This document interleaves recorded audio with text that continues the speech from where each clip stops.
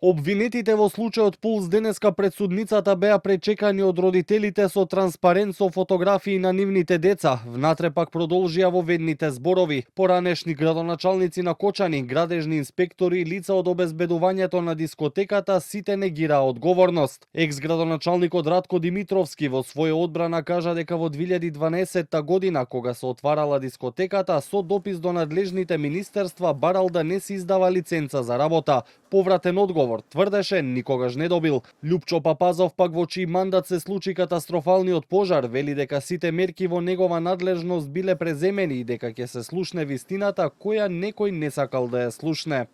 Кога го погледнав дописот, се обратив до Министерството за економија. Тогаш, како и многу други случаи, сигурно се кажало дека се мешам таму каде не ми е местото.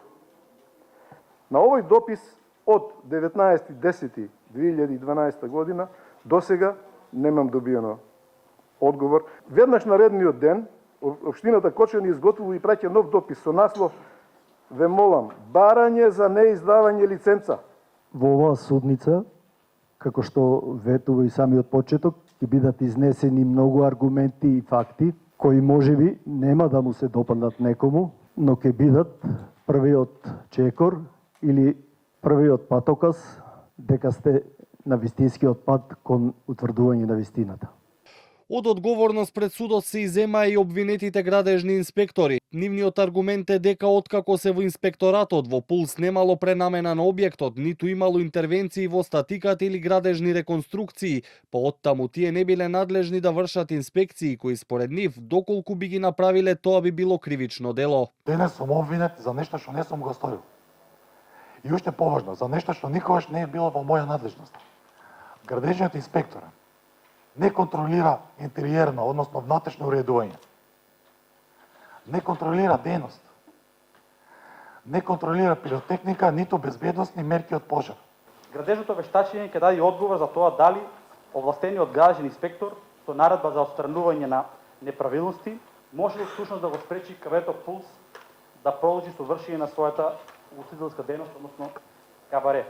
Како е можно никој да не чувствува вина? Револтирано прашаа родителите на загинатите пред почетокот на рочиштето, изнесувајќи транспарент со фотографиите од нивните деца. Се надеваат дека случајот ќе заврши со вистинска правда.